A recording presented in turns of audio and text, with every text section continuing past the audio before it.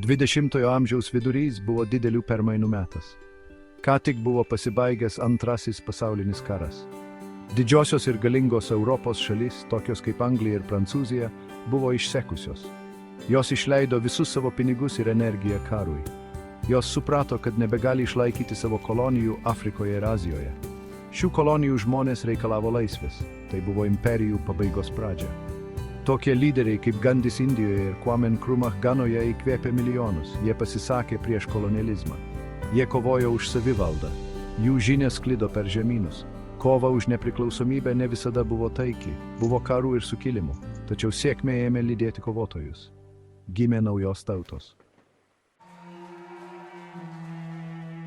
Įsivaizduokite milijonus kareivių grįžtančių namo po karo. Šie vyrai matė pasaulį. Jie kovojo už savo kolonizatorius. Dabar jie grįžo į gyvenimą, vėl valdoma kolonijų. Daugelis manė, kad tai neteisinga. Jie rizikavo savo gyvybėmis. Vis dėlto jie neturėjo jokios realios galios savo šalyse. Šis nusivylimas pakurstė nepriklausomybės judėjimus. Demobilizacija nebuvo lengva. Kareiviai turėjo grįžti į civilinį gyvenimą. Jiems reikėjo darbo, sveikatos priežiūros ir paramos. Tačiau kolonijinės sistemos griuvo. Buvo mažai išteklių jiems padėti. Tai lėmė nedarbą, skurdą ir kartais net neramumus. Perėjimas iš kareivio į civilį buvo sudėtingas ir dažnai skausmingas.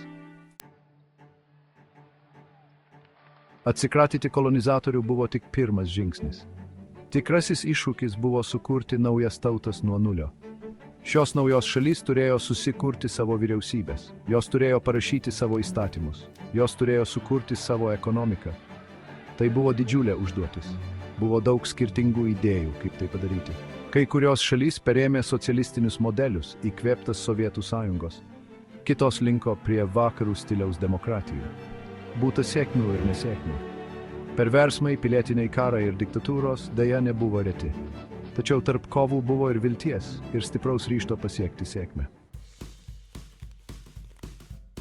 Kolonializmo pabaiga ir naujų tautų gimimas pakeitė pasaulio žemėlapį. Šiandien Afrikoje ir Azijoje yra dešimtis nepriklausomų šalių. Kiekviena jų turi savo unikalią istoriją, kultūrą ir iššūkius. Kolonializmo palikimas vis dar jaučiamas įvairiais būdais. Kai kuriuose vietose išlieka ekonominė nelygybė, politinis nestabilumas ir etninė įtampa. Tačiau taip pat buvo ir neįtikėtinų laimėjimų. Daugelis šių šalių padarė didelę pažangą tokiose srityse kaip švietimas, sveikatos apsauga ir technologijos. Jos randa savo balsą pasaulinėje arenoje. Kelionė nebuvo lengva ir ji toli gražu nesibaigė. Tačiau nepriklausomybės dvasia, gimusi iš kovos ir aukų, toliau veda šias tautas į priekį.